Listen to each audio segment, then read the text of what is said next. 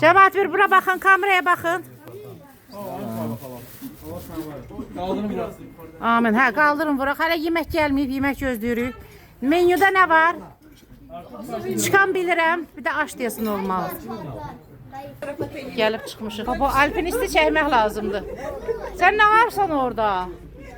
Ona görə dağdırıya dırmaşır bu. Gətirəcəm mən səni. Malades ya ona. Aha. Görə ora necə eləyəcəklər? O stol yıxıla bilər ha.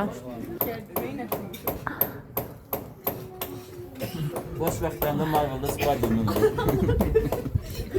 Kastadansı da göndererek. Uşaqlara malades. Yeni Marvel.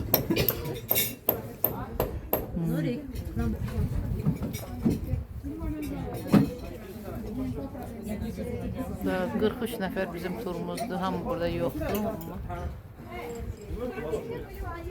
Aş gəldi.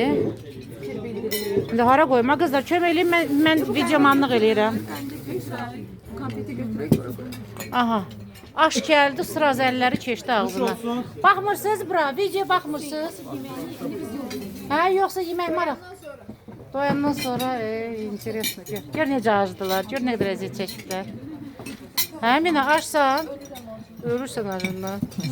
Sen bize orada Instagram'da olan yetim kimi göstereceksin.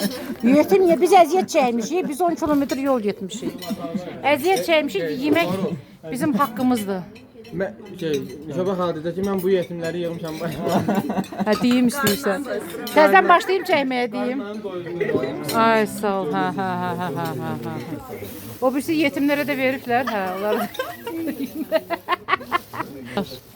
Aşın fonunda mən də başlayıram. Az gözləyirəm, hamıdan axırıncı girişirəm.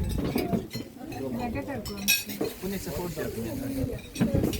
Qorxma, tabaqda verəcəklər, ye. Hə. Bu çıkandı. Ləzgilərin milli mətbəxindən. Bu da aşırı yemişik, aşırmışıq çəkin. Aşırı çıkan.